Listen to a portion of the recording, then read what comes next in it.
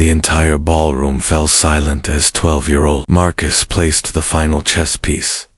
Billionaire Victoria Harrington stared at her toppled king in disbelief. Her cruel joke had backfired spectacularly. No one was laughing now. The son of her housekeeper stood tall among Atlanta's elite, his quiet confidence filling the grand space. But before we dive into how this extraordinary moment came to be, tell us where you're watching from in the comments. Hit that like button and subscribe, especially if you love seeing arrogant people get exactly what they deserve.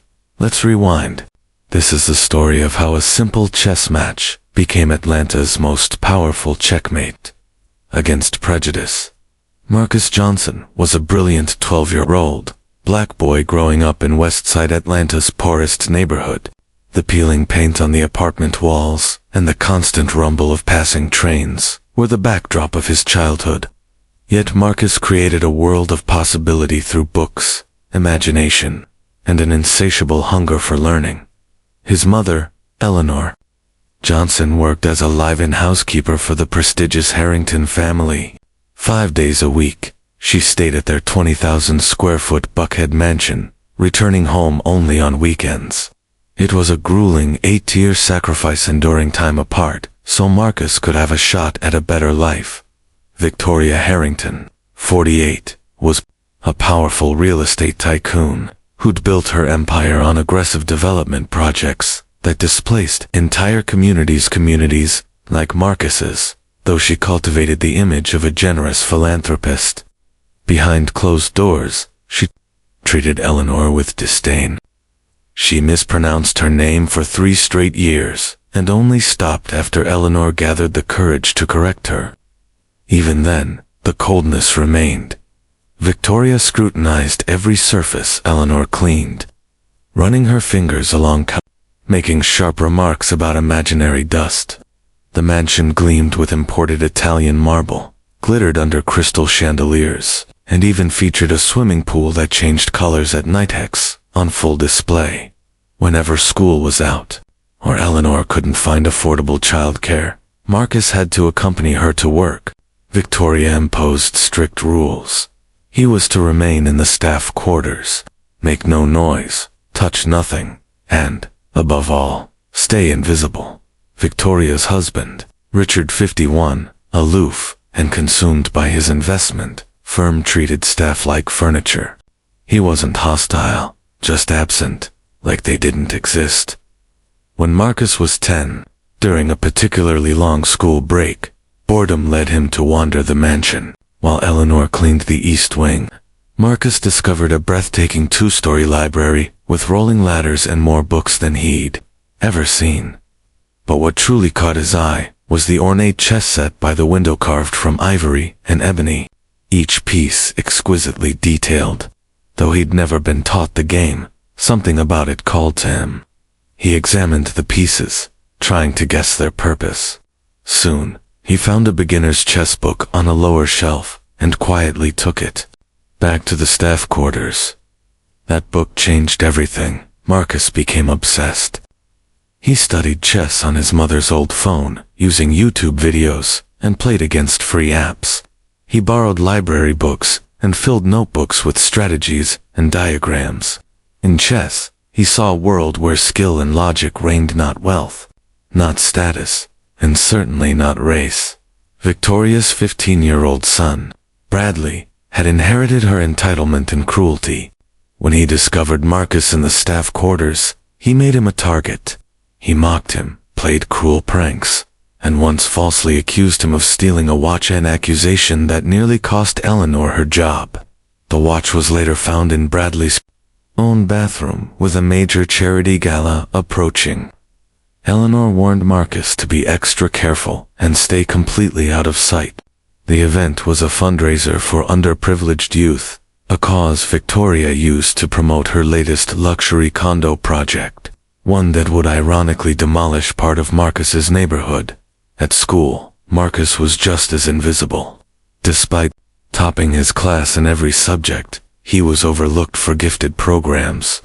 Only one teacher, Miss Jenkins, saw his brilliance and tried to advocate for him.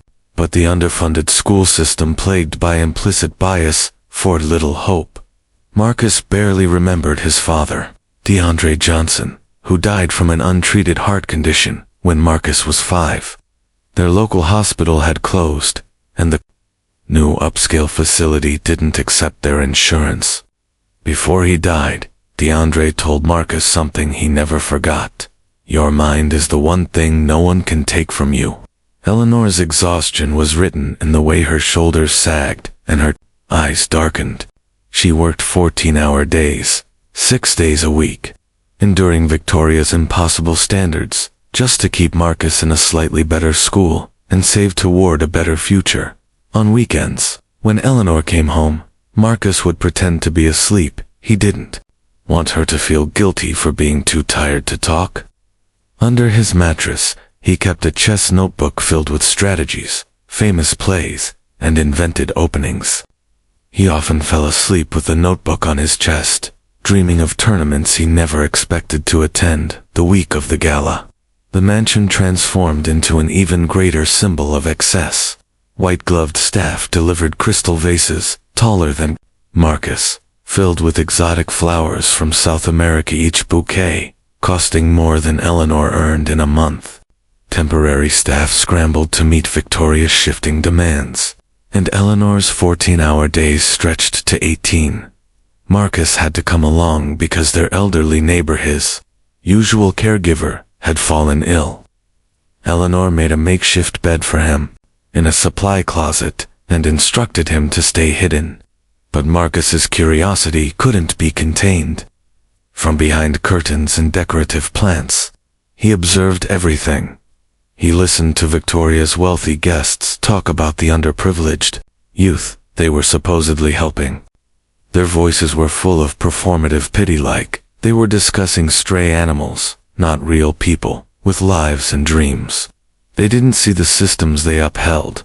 They didn't see boys like Marcus. Senator James Wilson arrived, grinning wide with blindingly white teeth and a southern drawl that thickened in front of cameras.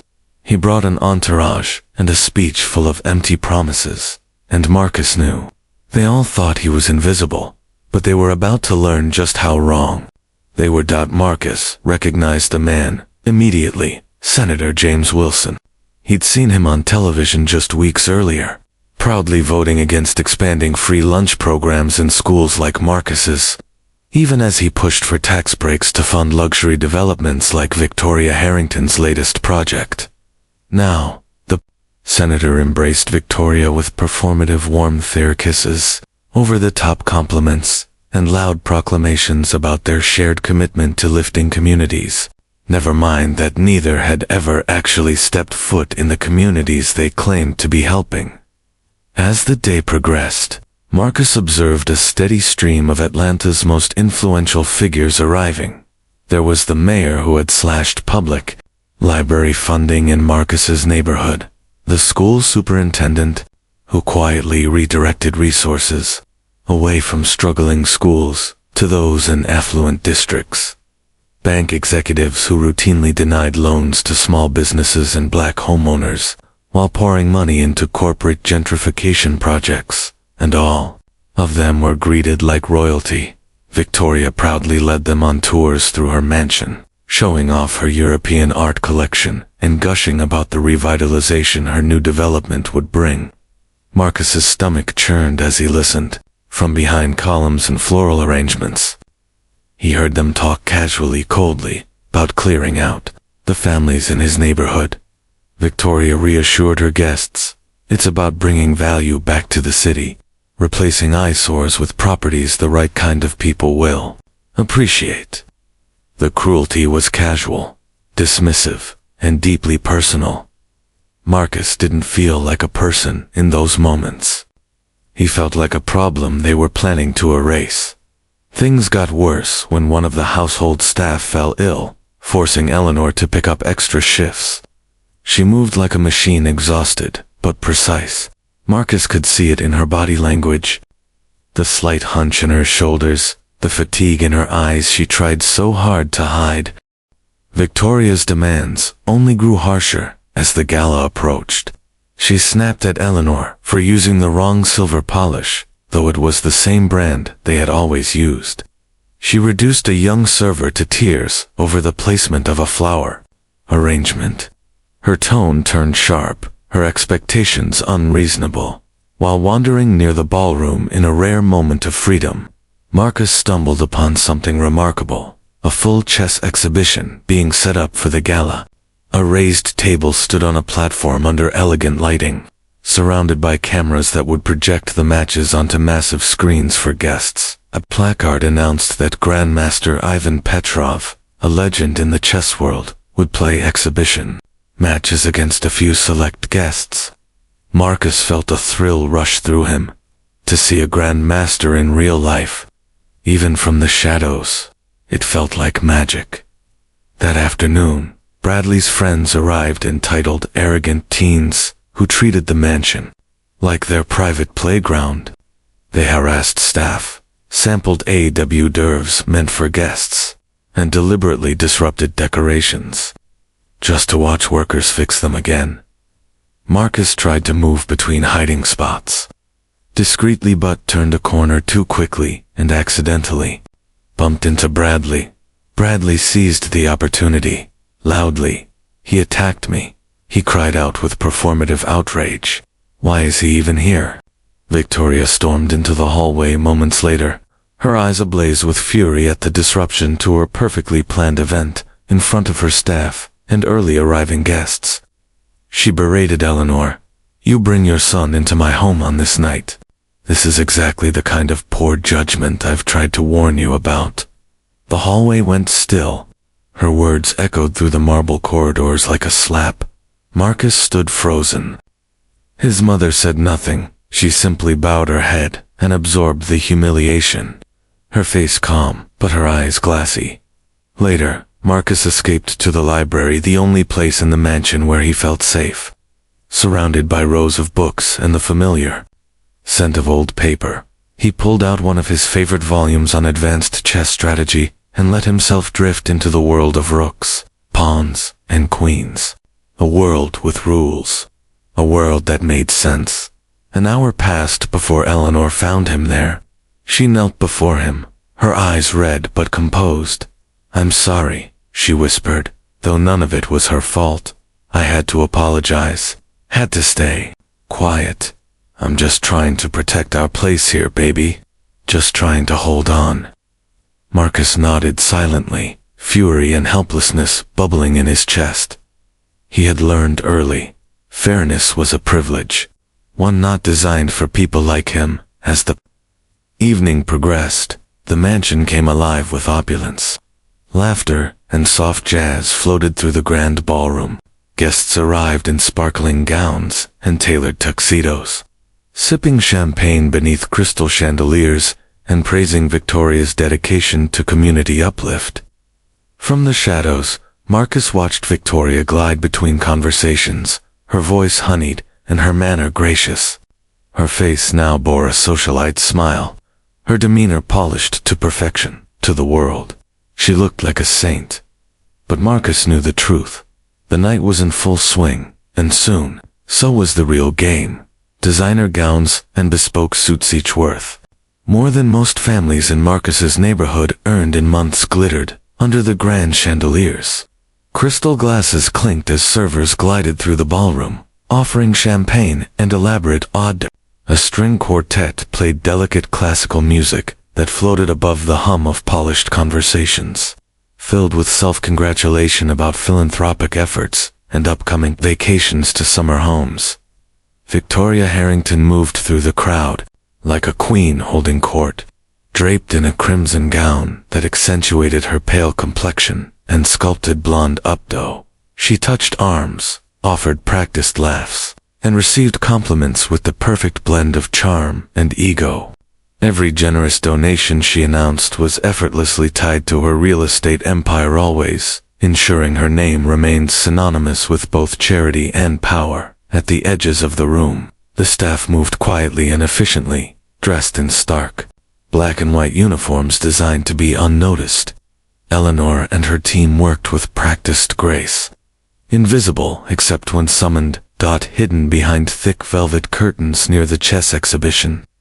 Marcus had found a narrow gap from which to watch the scene unfold.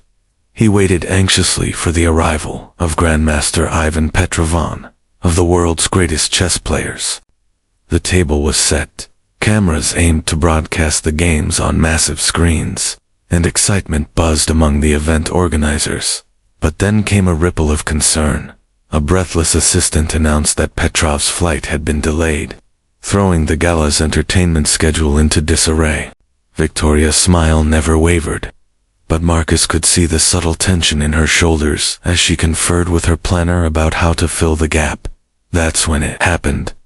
Victoria caught sight of Marcus, peeking curiously at the chessboard. From behind the curtain, their eyes met hers, calculating, his startled. He ducked back instinctively, heart pounding. But it was too late. Moments later, Bradley yanked the curtain open. With a smirk, he grabbed Marcus by the arm and dragged him into the ballroom. Marcus stumbled forward into the glow of the chandelier, suddenly exposed. Victoria's voice sliced through the ambient music. "Ladies and gentlemen, while we await our honored guest, I thought it would be fun to showcase some local talent." Few chuckles drifted through the room. She continued, "My son Bradley will challenge a young man who, believe it or not, claims he knows how to play chess. He's our help's little boy. Surely this will be educational." The tone of her voice, the condescending inflection on her help, and the way she refused to use Marcus's name made her intentions crystal clear. Around the room, guests shifted uncomfortably. Some offered uneasy smiles. Others, clearly entertained, leaned forward in anticipation. No one objected. Across the room, Eleanor froze, her hands wrapped around a tray of empty glasses, face stricken with a mix of horror and helplessness. She stepped forward instinctively, but stopped herself. The risk was too great. Victoria had her trap to intervene and lose the job that kept her and Marcus afloat, or stay silent and watch her son be humiliated. Victoria knew this, and she reveled in it. Bradley strutted toward the chess table on the raised stage, grinning in his tailored suit. Marcus, in his worn school polo and khakis, followed with hesitant steps, trying to shrink under the weight of the room's judgment. Bradley loudly and condescendingly explained the rules of chess. Though Marcus had studied the game for years, Victoria added her own commentary, her words dripping with mockery. "Oh, let's see what Eleanor's boy can do. Isn't it wonderful? He even knows what chess is." She didn't bother to say his name, not once. Senator Wilson stood nearby, nursing a glass of amber liquor. He looked uncomfortable, but said nothing. Silence made him complicit. Around him, guests whispered and chuckled. Some turned away, unwilling to watch, but none of them stopped it. The other staff stood frozen too, exchanging helpless glances. They all knew objecting meant unemployment. Marcus stood stiffly before the chessboard, shoulders hunched, eyes fixed on the floor. He understood this was not a game to Victoria. This was a spectacle, a reinforcement of hierarchy, a humiliation dressed as entertainment. Victoria kept narrating, masking her cruelty behind a thin veil of charm. She sprinkled in with phrases like "articulate" for his background, and "such good manners for someone from West Side." The room filled with awkward laughter and polite clapping, no one daring to challenge the host. Then Marcus looked up, across the ballroom, his eyes locked with his mother's. Her face was tight with pain, but her chin lifted ever so slightly. It was a gesture of quiet strength, of dignity she had never surrendered, no matter how many times she had been dismissed or disrespected. In that moment, Marcus remembered something, his father's voice. "Your mind is the one thing they can't take from you." A new resolve settled in his chest. He took a breath, straightened his back. He sat. Victoria's smug satisfaction was on full display as she moved closer to the board. The cameras were now adjusted, projecting the match onto large screens. Guests formed a loose circle, drinks in hand, ready for The show, Bradley made his opening moves, with theatrical flair slamming down pawns with exaggerated confidence. Victoria cooed over his natural strategic talent, feeding the illusion of superiority. Marcus hesitated at first. His hands trembled slightly. The spotlight, the whispers, the humiliation, it all pressed down on him. He fumbled a few opening moves, unfamiliar with the tournament-style clock ticking beside him. But then he remembered. He remembered long afternoons in the public library, hunched over battered books and chess diagrams. He remembered the kind librarian who had noticed his curiosity and quietly slid him resources beyond the children's section. He remembered staying up past midnight on weekends, copying down moves from grandmasters, inventing his own opening sequences in a tattered notebook. He remembered how chess had taught him a truth no one could erase. In this game, only your mind mattered. The crowd saw a boy out of place.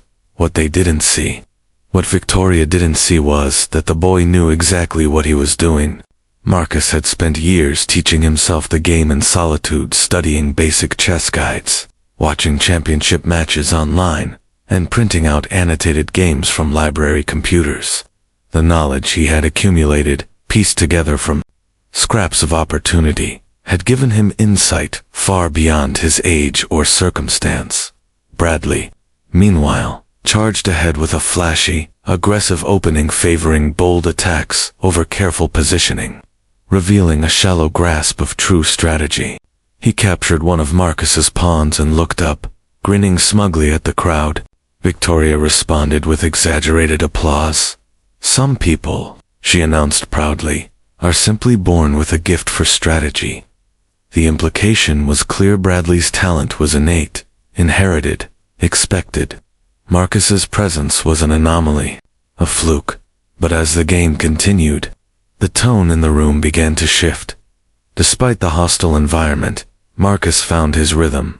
The chessboard, the patterns, the structure, the logic calmed his nerves.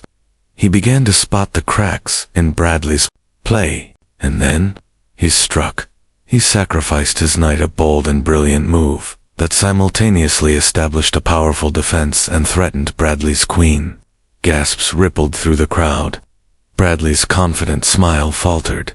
Confused and now visibly frustrated, Bradley glanced at his mother. Victoria's commentary turned brittle as she scrambled to explain Marcus's move as dumb luck. Across the room, Eleanor stood frozen, a tray still in her hands. Her heart pounded with conflicting emotions, pride in her son's brilliance, fear of what might follow if he actually won. Staff members began gravitating closer, pretending to tidy or serve, but clearly watching. A quiet hope flickered in their eyes, unbeknownst to most of the room. Grandmaster Ivan Petrov had arrived silently and stood near the back. The renowned chess champion, silver-haired, sharp-eyed, and dignified, to be introduced. Instead, he observed, intrigued by the unlikely battle unfolding in front of him. Then Bradley made a fatal mistake. In a desperate attempt to regain control, he moved his bishop to capture a pawn, failing to see that the pawn was protected. Marcus countered immediately, capturing Bradley's knight in a move so precise and elegant that Petrov nodded in appreciation. Whispers of admiration began circulating. Something was changing. Victoria, now clearly flustered, tried to rattle Marcus with thinly veiled insults. "Impressive," she said in a sugary tone, "for a public school student. Do they have a chess team? I thought those were all cut." She knew perfectly well they had been. Her political allies had seen to that. Marcus didn't react. He remembered being turned away from the chess club at his old school, told there wasn't room, even though half the seats were empty. He remembered standing at the window, watching students who looked nothing like him play while he walked home alone, studying chess apps on his mother's cracked phone. But now, they were watching him. The match grew intense. The air in the ballroom shifted from amusement to awe. Senator Wilson, no longer mingling or posing, stood silently, his trademark grin replaced by genuine surprise. Guests who had come for champagne and networking now watched the game with rapt attention. Under pressure, Bradley cracked. He leaned toward his mother, whispering urgently, pleading for help. Victoria bent down under the guise of fixing his collar and muttered strategic advice in egregious breach of chess ethics. Those in the room with knowledge of the game recognized the cheating instantly.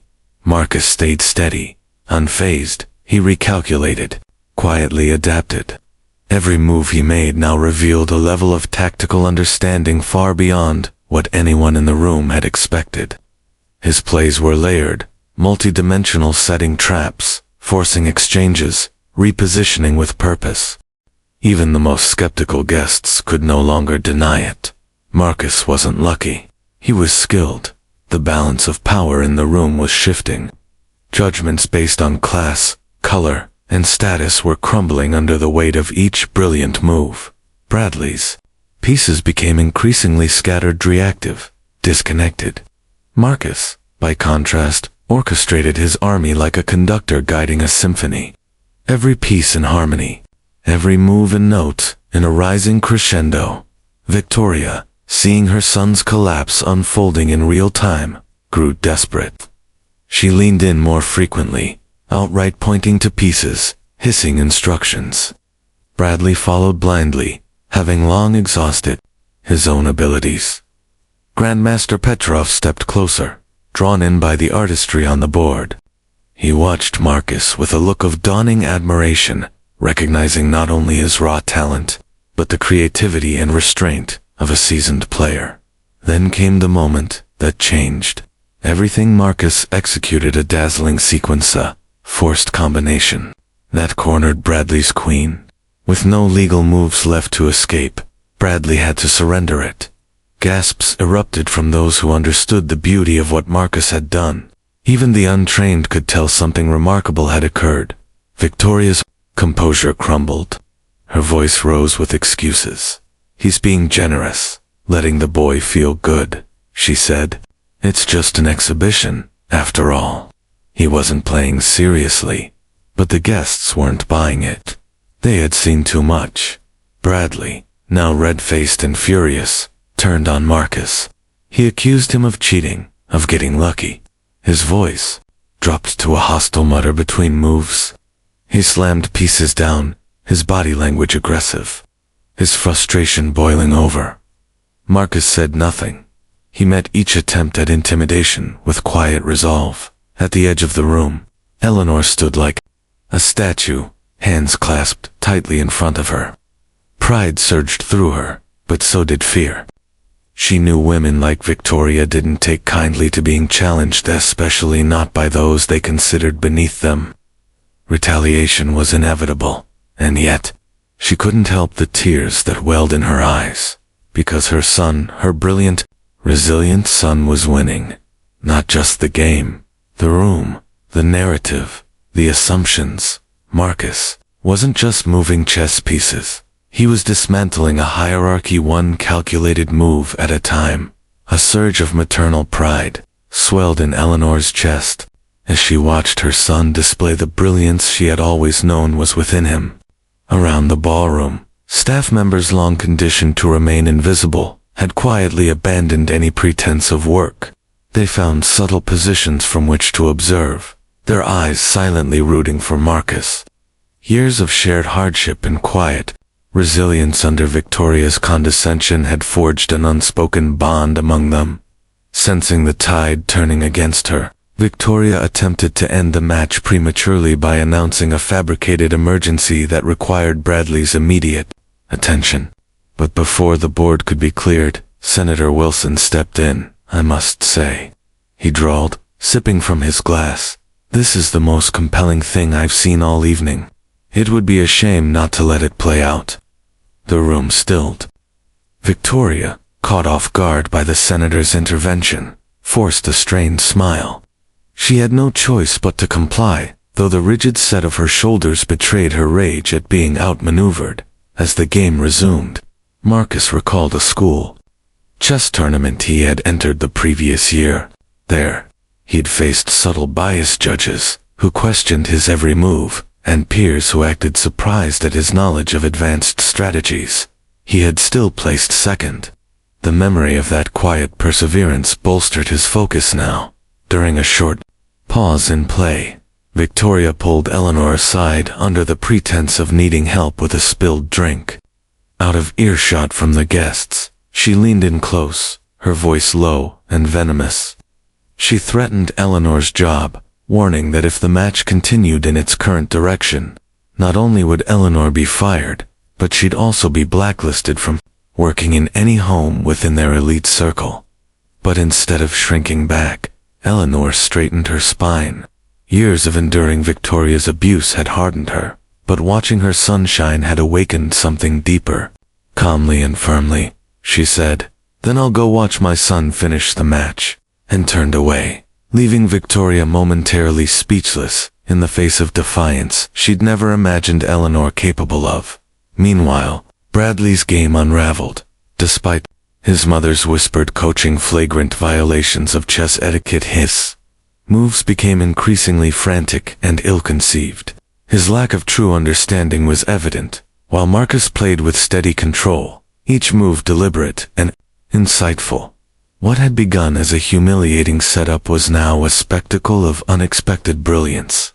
Guests whispered to each other in growing astonishment, their dismissive assumptions crumbling under the weight of Marcus's skill. Some marveled openly at his talent, others exchanged uneasy glances. Confronted with a narrative they hadn't anticipated, Victoria's veneer was cracking. Her voice, once poised and theatrical, turned sharp and overtly condescending. She muttered about knowing one's place and the natural order of things, comments so brazen that even some of her allies shifted uncomfortably. But Marcus remained unshaken. He thought of his father, of the cheap plastic chess set they had once shared, and of the quiet afternoons spent learning the basics. He remembered his father's words, "Chess is the great equalizer. Your mind is your power, and no one can take that from you." Bradley, now visibly unraveling, knocked over a rook in frustration when Marcus captured his final bishop. The piece tumbled across the board. Marcus, unfazed, calmly retrieved it and reset the position, his composed response only highlighting the contrast between his quiet strength and Bradley's immaturity. Grandmaster Ivan Petrov had by now moved to the edge of the stage. His attention was fully captured. With each of Marcus's sophisticated plays, the renowned champion nodded with growing admiration, studying the boy as one recognizes a rising star. Victoria, noticing Petrov's interest, grew increasingly desperate. She whispered to nearby guests that Marcus must be cheating, though she offered no theory as to how, especially with the match projected onto giant screens before a room full of witnesses. But it was too late. Marcus had taken control of the board. His pieces dominated the center. His pawns marched confidently toward promotion, and Bradley's king was exposed, trapped in a corner, running out of options. The realization washed over the room like a cold breeze. The housekeeper's son was about to defeat the heir of their host. Silence fell. Every eye was locked on the board. The atmosphere was thick with tension. Then, with a quiet click of wood on wood, Marcus captured Bradley's last defending bishop with his knight. 3 moves later, he spoke calm, firm, and clear. "Checkmate." A beat passed, and then the ballroom erupted, not in applause, not yet, but in stunned, breathless silence. Marcus Johnson had just dismantled the assumptions of an entire room, one move at a time. Bradley's king was trapped, locked into an inescapable position that revealed Marcus's deep grasp of endgame strategy. Staring at the board in disbelief, Bradley abruptly slammed over his king, sending it clattering across the marble floor. The silence that followed lasted only a breath, before it was broken by spontaneous applause. It started with a few guests, those with a true appreciation for chess, who recognized just how skillful Marcus's performance had been. Victoria, struggling to regain control of the moment, forced a tight smile. "Beginner's luck," she said lightly, waving dismissively. How sweet that we all indulged Eleanor's boy in his little game. But her words clashed with the reality everyone had witnessed, and the discomfort in the room became palpable. Just then, Grandmaster Ivan Petrov stepped forward from the edge of the stage. With a thick accent but a clear voice, he introduced himself and extended a respectful hand to Marcus. The internationally renowned chess champion then made a public request. Would Marcus honor him with a quick match over dinner? His endorsement silenced any lingering doubt. Victoria's efforts to downplay the earlier match faltered as the crowd turned its attention to the new game between the self-taught prodigy and the professional master. Though Marcus eventually lost, he held his own for over 20 minutes, sophisticated defenses, and even posing genuine challenges. Petrov, visibly impressed, nodded at several of Marcus's clever moves and praised him at the end of the game. This boy, he told the crowd, has rare talent, natural instinct, sharp calculation, and a mind trained through pure will. As interest in Marcus grew, Victoria attempted to insert herself into the spotlight. She claimed she had always supported Eleanor's family and had nurtured Marcus's interest in chess. But her opportunistic narrative was shattered when Eleanor finally stepped out of the shadows. Calm and composed, she walked to the center of the room and spoke with quiet authority. Marcus taught himself chess, she said. Not because of this house but in spite of it. She described how Marcus had been kept out of sight during his visits, how Victoria had shown no interest in his education or development, and how all of his progress came from library books, chess apps on her old phone, and hours of practice while left unattended. Her words sparked a ripple effect. Other staff stepped forward with stories of their own. The chef recalled Marcus studying chess books at the kitchen counter. The gardener remembered him arranging pebbles into makeshift chessboards in the dirt during summers. One story after another painted a stark contrast between Victoria's image as a benevolent philanthropist and the dismissive, controlling reality of her household. Bradley, red-faced from defeat, tried to accuse Marcus of cheating, though he had no explanation. Victoria seized the excuse, using thinly veiled, racially coded language. You know how those people always find ways to game the system. But her mask had slipped too far. The room had seen too much. Her comments, once hidden behind performative charm, now exposed her prejudice for all to see. Petrov intervened again, this time firmly. There was no cheating, he declared, only brilliance. His strategies were authentic, his combinations original, and his problem-solving exceptional. This was not memorization, it was mastery. Sensing the shift, Senator Wilson approached Victoria and asked, in front of the guests, why someone with such obvious potential had never been offered formal coaching or academic opportunities if she was so committed to helping underserved youth. Victoria fumbled, trying to change the subject, but her evasiveness only made things worse. Other donors began whispering to one another. Questions surfaced about how her charitable foundation actually operated. One guest recalled how donations at a past gala seemed to fund decorations and catering more than actual community aid. Meanwhile, Marcus explained articulately and without bitterness how he had taught himself using the books in the Harrington Mansion's library when no one was watching, and how he practiced endlessly on an old phone and through every public resource he could find. His story, told plainly, dismantled every stereotype some had walked into the room with. Victoria's business partner, Lawrence Reynolds, quietly pulled her aside. With a concerned look, he urged her to consider the damage being done to their public image. He mentioned reconsidering their development project, especially given how it might now be viewed as the displacement of the very talent they claimed to support. Media attention was growing.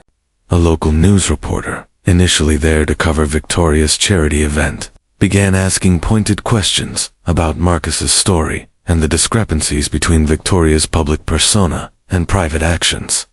As the evening unfolded, Victoria found herself increasingly isolated.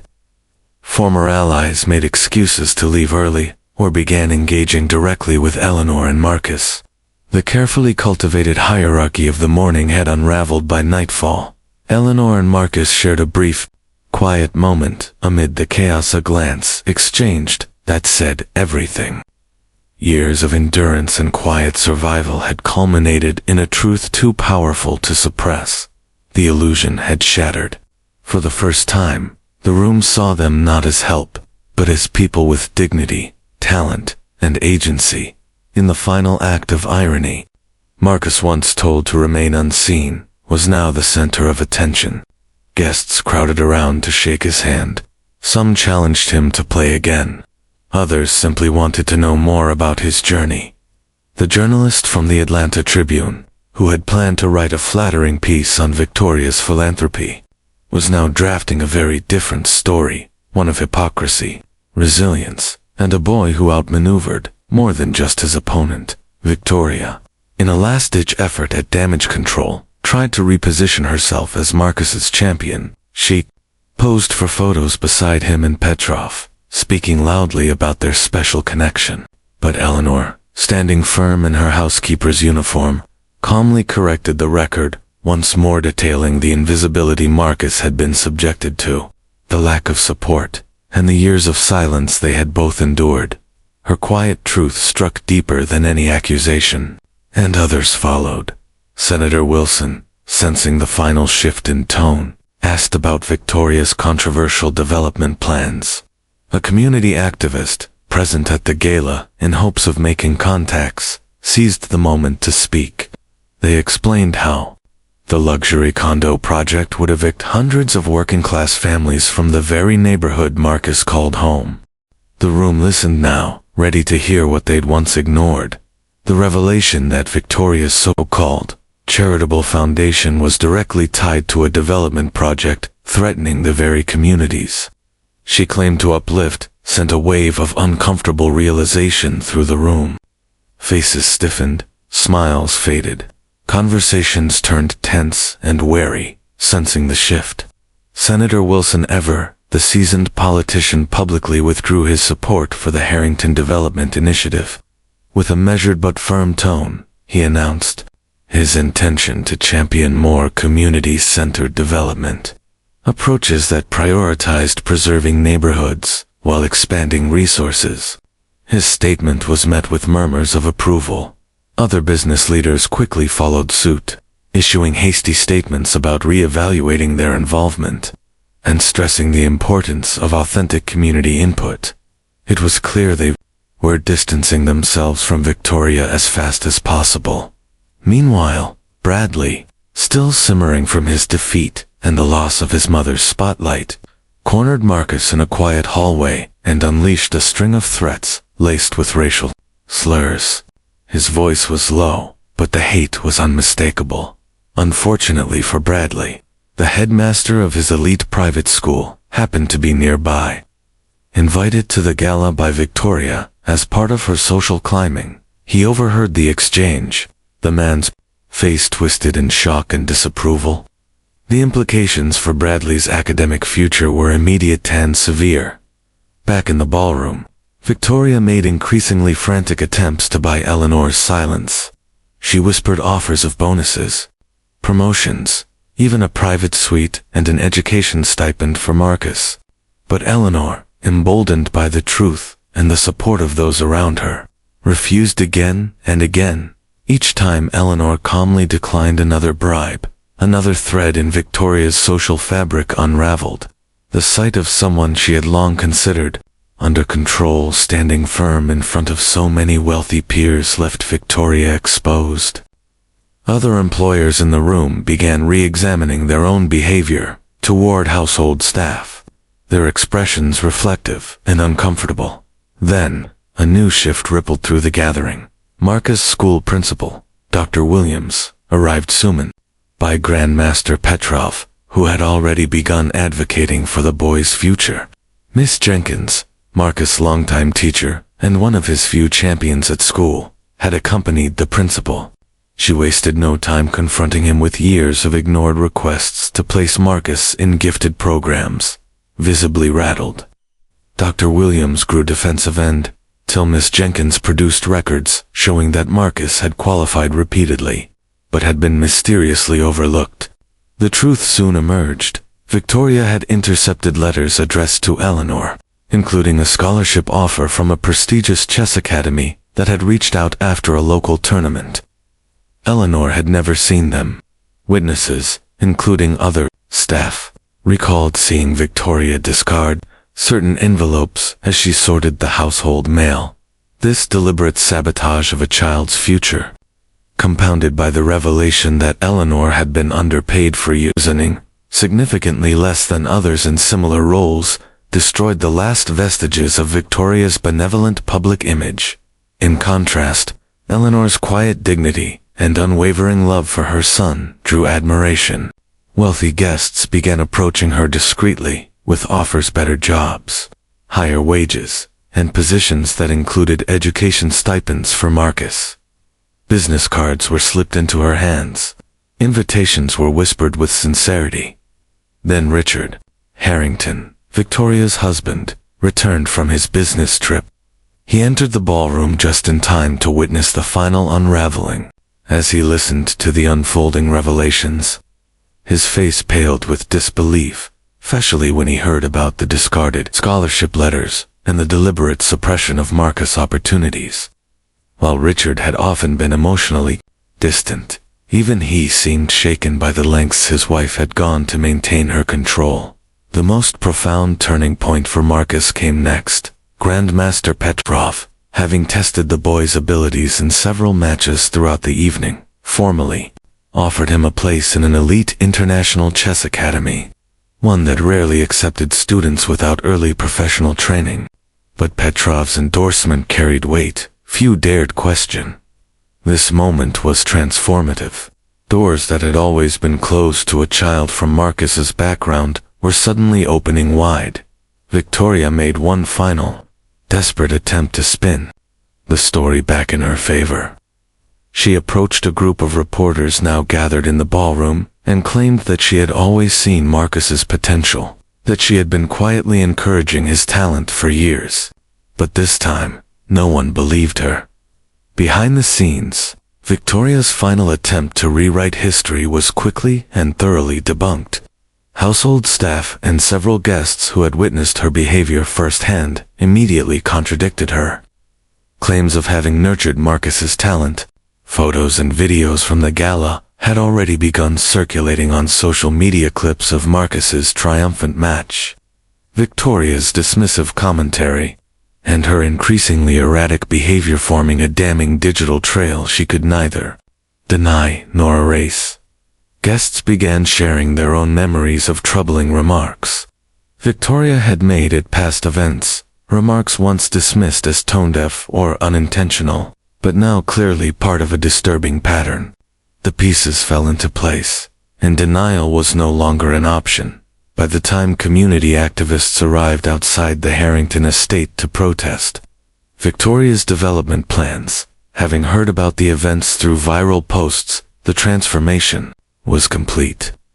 What was intended to be a glamorous celebration of philanthropy had turned into a public reckoning for years of exploitation and quiet cruelty. Through it all, Marcus remained composed.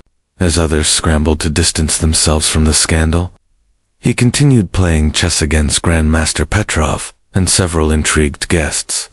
His calm, focused demeanor in the midst of the chaos only deepened admiration for his poise and intellect. The next morning, the Atlanta Tribune ran the story on its front page. The headline, "Chess Prodigy Exposes Philanthropy Facade." The photo showed Marcus and Grandmaster Petrov deeply focused over the chessboard to minds, 50 years apart in age, united in mutual respect. The article detailed Marcus' mastery of chess and exposed Victoria's systemic mistreatment of household staff, her manipulation of charitable donations, and the real intentions behind her luxury housing project. Eleanor's phone began ringing early that morning and didn't stop. Offers poured in from private families, elite staffing agencies, and even a prestigious hotel chain, offering her roles with triple the salary Victoria had paid, along with full benefits and educational support for Marcus. It was unmistakable. Proof Eleanor had been underpaid and undervalued for years. Meanwhile, Victoria's business empire began to collapse. By midday, 3 of her major development partners had publicly pulled out, citing ethical concerns and a need to listen to the community. Press releases were polite, but the message was unmistakable. Investors convened emergency meetings. The city council announced a special review of all approvals connected to Victoria's influence. Marcus, now the city's quiet sensation, received a formal invitation to represent Atlanta in the National Scholastic Chess Championship. His expenses, covered by an anonymous donor, later revealed to be Senator Wilson. The irony of Wilson now presenting himself as a champion of underserved youth was not lost on observers, especially given his past votes on public education funding. But the senator, reading the cultural shift astutely, was repositioning himself fast. That afternoon, school officials visited Marcus and Eleanor's apartment, led by a suddenly contrite principal and the district superintendent.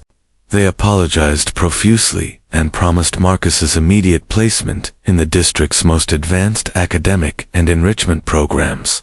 They also pledged support for his chess development. The moment shone a harsh light on the systemic failures that had kept Marcus' brilliance invisible for so long, raising uncomfortable questions about how many other children like him were overlooked due to racial and socioeconomic bias. Victoria, desperate to salvage her image, released a PR-crafted apology filled with vague regrets and claims of good intentions. She admitted no wrongdoing. She took no real responsibility. Online backlash was swift and brutal.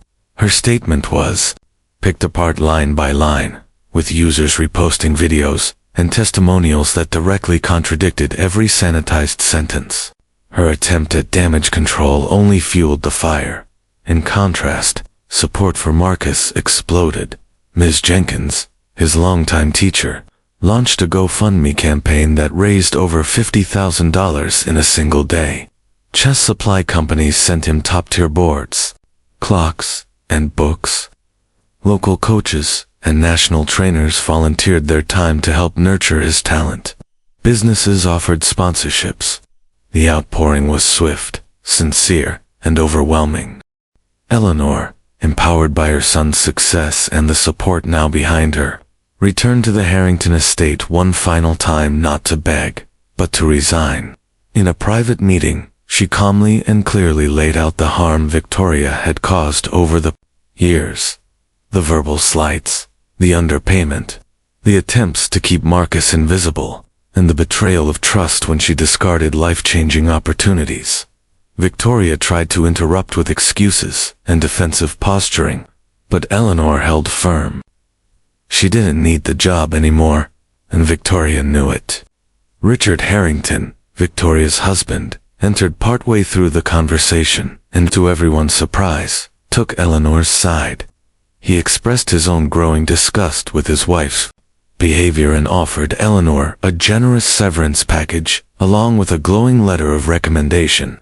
His support signaled that even within Victoria's closest relationships, her actions had created irreparable fractures. Meanwhile, the fallout extended to Bradley. Following his outburst at the gala, several classmates came forward with their own stories of bullying and racial slurs. His school launched an internal investigation and introduced mandatory sensitivity training and community service for all students. Disciplinary actions for Bradley loomed. That same day, Marcus returned to his old neighborhood. The welcome was nothing short of heroic. Children surrounded him, begging for chess tips. Parents beamed with pride. For once, a child from their community was being celebrated for intellect and perseverance, not athleticism or survival alone. It was a powerful counter-narrative to the stereotypes so often assigned to young black boys from low-income neighborhoods. Senator Wilson, continuing his public reinvention, unveiled an alternative to Victoria's now failing development project. His new plan emphasized renovating existing housing, preserving community bonds, and adding libraries, educational centers, and job training programs. He credited his conversation with young Mr. Marcus Johnson as the spark that changed his thinking. Victoria, once the toast of Atlanta's elite, found herself socially isolated. Invitations to high society events vanished. Board memberships were quietly revoked. Her name was removed from donor plaques. The same people who once courted her now whispered about her downfall. Her carefully curated world of power and image had collapsed down, all because one quiet boy had refused to be humiliated. And as the dust settled, Grandmaster Petrov made his own quiet move. He arranged a personalized training program for Marcus, opening a path to global competition and elite mentorship. It was the beginning of a new chapter, not just for Marcus, but for every child watching who dared to dream. Mutual respect beginning to take root. While they were not yet friends, Bradley had begun greeting Marcus with a quiet nod instead of hostility, and had even congratulated him after a particularly difficult win. These small but significant gestures hinted at growth, a sign that transformation was possible even in those shaped by entitlement and prejudice. Eleanor, watching from the sidelines as her son stood tall among the brightest young minds in the country, felt a quiet fulfillment she had never known. Not just because Marcus had achieved so much, but because they had done it on their own terms, with honesty, resilience, and grace. Her decision to walk away from silence and servitude had not just liberated her, it had unlocked a future she had once believed out of reach. The Johnson Initiative continued to expand, drawing national attention. Other school districts across the country began reaching out to replicate its model, one that recognized talent in all its forms and origins. It wasn't just a chess program anymore. It had become a blueprint for how institutions could begin to dismantle the quiet, invisible barriers that had held back generations of overlooked brilliance. Grandmaster Petrov, now a close mentor and lifelong supporter, remarked in an interview that Marcus had the heart of a warrior, the mind of a philosopher, and the patience of a monk. He predicted Marcus would eventually represent the United States in international competition, perhaps even the World Chess Championship one day. But for Marcus, each match remained a personal journey. Every move on the board still reminded him of the plastic chess pieces his father once placed on a cracked kitchen table, and the quiet afternoons spent studying alone in the library or on his mother's worn-out phone. He knew the stakes were bigger now. He played not just for trophies, but for every child who had ever been overlooked, underestimated, or unseen. He played for the right to redefine what brilliance looked like and where it could come from. And as the final day of the championship ended, with reporters scrambling for interviews and spectators asking for autographs, Marcus found his way to a quiet hallway, called his mother, and simply said, "We did it, Mom." Bradley had begun to grow upward, but sincere in his efforts to acknowledge his past behavior and build a new kind of relationship with Marcus, one rooted in mutual respect for their shared love of chess. At their most recent regional tournament, Bradley had even asked Marcus for advice on an opening strategy, a moment that would have been unthinkable just months earlier. Meanwhile, Eleanor had launched a foundation dedicated to supporting the children of domestic workers in service industry employees. Informed by her own lived experiences, she designed the organization to remove real-world barriers like lack of transportation or rigid scheduling that often kept talented children from accessing opportunity. Victoria, once at the pinnacle of social prestige, was now a stark contrast to her former self. Forced to sell her Buckhead mansion after mounting legal settlements and business losses, she had downsized to a luxury apartment, comfortable, yes, but far removed from the life of effortless power she once wielded. Senator Wilson, once a reliable ally of developers, had pivoted sharply, inspired by Marcus' story and the public's shifting values. He introduced legislation requiring community impact assessments before new developments could receive public funds or tax breaks. His transformation was emblematic of a broader cultural reckoning. Ms. Jenkins, the teacher who first recognized Marcus's potential, had been promoted to lead the district's gifted identification program. Her work focused on building more equitable systems to spot intelligence in all its diverse forms, especially in students whose talents had been historically overlooked, just like Marcus. As for Marcus, he had begun mentoring young chess players from similar backgrounds, finding joy in nurturing their confidence and skill. His calm, encouraging guidance reflected his deep empathy for what it meant to feel unseen. Eleanor, too, found long overdue recognition, not just as a devoted mother, but as a woman of resilience and intelligence. Within Marcus's growing chess community, she was now respected for the strength that had sustained her family. In a poetic turn of events, the mansion where Marcus had once been humiliated became a community hub. Purchased by a non-profit, it now hosted educational programs, health services, and recreational spaces for neighborhoods like the one Marcus came from. What was once a symbol of exclusion had become a beacon of shared opportunity.